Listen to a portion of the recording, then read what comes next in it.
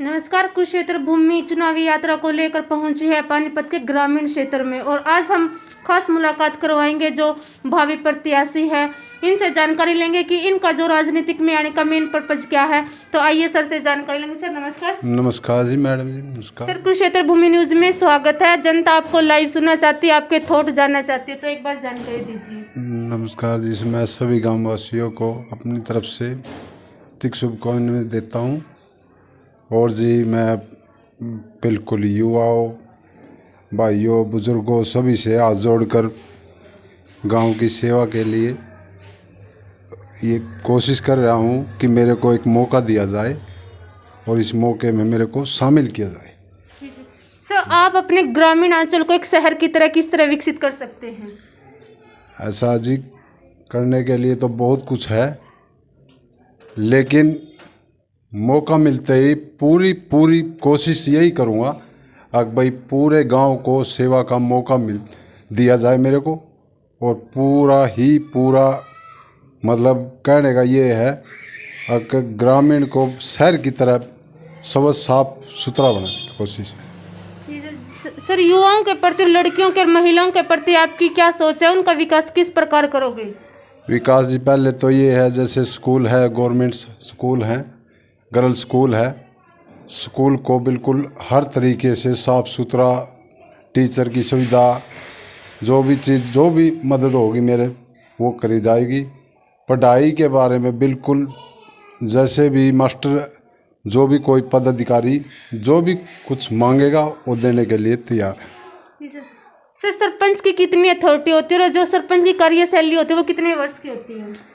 5 वर्ष की होती है जी। 5 वर्ष में करने को तो कुछ भी कर सकता है सरपंच, लेकिन मन से होना चाहिए। जैसे कि सर चुनावी यात्रा होती है तो नेता, बड़े बड़े नेता जनता के बीच में आकर बड़े बड़े वादे करते हैं, तो जब सत्ता में आ जाते तो वो नेता अपने वादों पर खरे क्यों नहीं उतरते? तो आपकी क्या राय है? ऐसा जी वादे झूठ बोल के वोटों के लिए वादे किए जाते हैं। ऐसे वादे बाद में फिर बहुत तंग होते हैं लोग। जैसे बोलते हैं, ये बोलते भाई कहने को भाई मेरे को वोट दो, मैं ये करूँगा वो करूँगा, लेकिन वो काम नहीं होता। काम क्यों नहीं होता? क्योंकि खर्चे सरपंच के बहुत हो जाते हैं। इसमें सरपंच के जो खर्चे होते हैं वो बिल्कुल नाजायज़ होते हैं। नाजायज़ होने के बाद वो अपने पैसे भी पूरे करने की सोचता है और इस करके उसने गलत काम करना पड़ता है। गलत काम करने के कारण ही ये गलत काम होते हैं। जी सर। सर आपकी जो गांव की सबसे बड़ी समस्या वो कौन सी है? एक बार आप जनता को अवगत कराइए उस समस्या के बारे में। हमारे गांव की सबसे बड़ी ज़्यादा ही समस्या है, जैसे ये कॉलोनी है, घर पे बहुत ही बिल्कुल गांव में सबसे ज़्यादा टूटे हुए घर हैं। कोई राशन कार्ड बीपीएल नहीं है। बीपीएल बनाते हैं तो उसको अपने सरपंच अपने उसका है।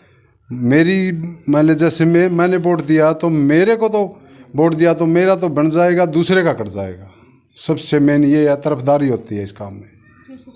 सर आपने पॉलिटिक्स में ही क्यों दिलचस्पी रखे अदर फील्ड को छोड़कर? ऐसा जी पॉलिटिक्स मेरे लिए कोई पैसे बनाने वाली कोई बात नहीं, ना मैं पैसे बनाने का मेरे को शौक़ है। मैं सिर्फ पब्लिक की सेवा करने के लिए इसमें शामिल हुआ हूँ। भाई मेरे को पब्लिक मौका दो और मेरे को आजमाइश कर देखो, उसके बाद मैं देखता हूँ भाई क्या कुछ नहीं होता। मेरी सिर्फ मेन मकसद यही है कि भाई काम क्यों नहीं होते। ये काम बिल्कुल छोटे काम हैं, ये क्यों नहीं होते? सरकार, सरपंच ने क्या देना अगर से? बीपीएल के लिए सरकार दे रही है, कॉलोनी के लिए सरकार दे रही है, सरपंच का क्या जाना है उसमें? या फिर सरपंच के पैसे नहीं बनते इसलिए नहीं काम करवा रहे हो? तो सबसे बड़ी मेरी यही वो है विनती, भाई मेरे को ये मौका दिया जाए, बिल्कुल निष्पक्ष होकर ये काम करूँगा मैं। मेरा सबसे मेन मकसद ही यही है, भाई गांव में जितने टूटे फूटे मकान हैं इनका आगे भगवान की दया से कॉलोनी बनाना, जैसे कॉलोनी का काम है, और जो बीपीएल है खासकर। जैसे कि सर आपका ग्रामीण अंचल है, सोरा गांव है और हल्का इसराना है, डिस्ट्रिक्ट पानीपत है, तो आप अपने ग्रामीण अंचल का सौंदर्यीकरण किस प्रकार कर सकते हैं? हम जी ऐसे हैं, ग्रामीण अंचल ये सौंदर्य इसलिए कर सकते हैं क्योंकि हमारे जो पिछले ही जितने भी बढ़िया भाई जो मैं सरपंच हैं इस टाइम मौके के, बिल्कुल बढ़िया काम किया उन्होंने, बहुत बढ़िया काम किया है। पब्लिक सेवा में ठीक है, जुटे हैं। लेकिन थोड़ा है एक चीज़ से वो है, जैसे साफ स्वच्छ ऐसा होना चाहिए, जैसे हमारे प्रधानमंत्री जी बोलते हैं भाई स्वच्छ साफ सफाई रहनी चाहिए, वो नहीं रह रही बिल्कुल भी। ये गांव में मतलब इस चीज़ का इस सरपंच ने थोड़ा कम काम किया है, बाकी वो कोई दिक्कत नहीं। जी सर, अगर सर बात करें हम एजुकेशन की, स्पोर्ट्स की और हेल्थ की, तो आपके गांव में सोरा में क्या क्या फैसिलिटी है? हमारे गांव में जी ऐसा है, स्पोर्ट्स की कोई फैसिलिटी नहीं है। हाँ बिल्कुल भी कोई इसमें ऐसा है। अगर बच्चे आप सत्ता में आ जाते हैं तो आपकी क्या सोच है? ऐसा जी मैं सत्ता में आता हूँ तो मेरी सोच यह है, स्पोर्ट्स का बिल्कुल क्लियर सी स्टेडियम बनाए दिया जाए और स्पोर्ट्स की जितनी भी मतलब वो है कोच लगाए जाएं। तो मैं कोशिश यही करूँगा भाई मैं इस चीज़ पर खरा उतरूँ। भाई कोच लगाने का काम है, स्टेडियम का काम है, जैसे जिम है, इस प्रकार के एथलीट के लिए बहुत बढ़िया हो रहेगा। जी सर, जनता से क्या अपील करना चाहते हैं? मैं जनता से यही अपील करना चाहता हूँ कि मैं इस काम के लिए गांव में जगह जगह वोट मांगने के लिए कोशिश कर रहा हूँ। पब्लिक मेरे को पूरा सहयोग करे इस मामले में, और जी मेरे को हाथ जोड़ के मैं विनती करता हूँ कि मेरे को इस चीज़ के लिए मौका दिया जाए, और 5 साल जो भी मैं करूँगा बिल्कुल निष्ठा से करूँगा। कोई ये नहीं है कि द्वेष की भावना से, और वे मेरे को पूरी के पूरे मतलब हेल्प के साथ।